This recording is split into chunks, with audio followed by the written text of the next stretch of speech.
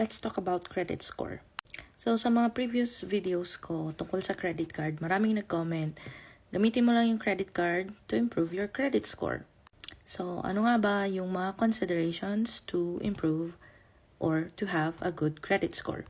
So, the first one and the biggest would be your payment history. So, mapa-credit card, line of credit, mortgage, car payment, personal loan, student loan man yan.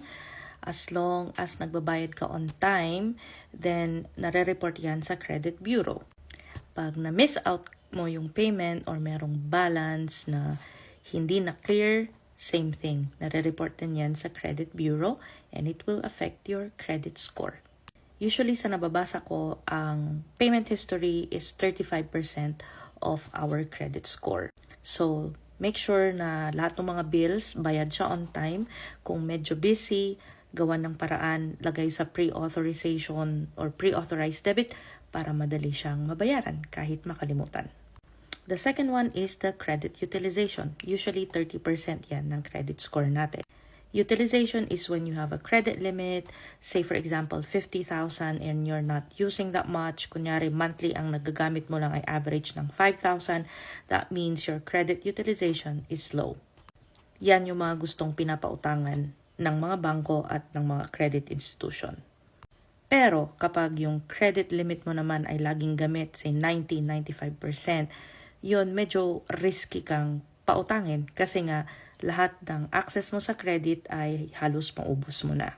The next one, mga 15% ng credit score natin is yung history of credit. Kaya sinabi ko dun sa previous video ko na kapag meron kang old credit card at kung kaya mo siyang wag isara, that will be better kasi it will reflect on your credit score.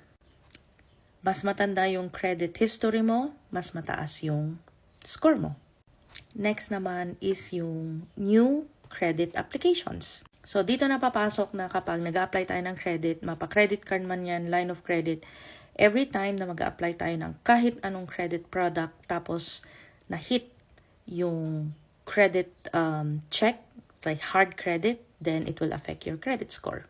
So, sa mga nagsasabing hindi affected yung pag-apply mo ng credit card sa credit score mo, that's incorrect.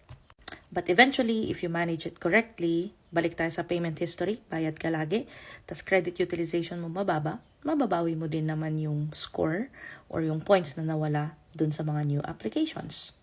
And lastly naman is yung diversity ng credit. Meron ka bang house loan, personal loan, car loan, credit card debt. So, they will check how you manage different kinds of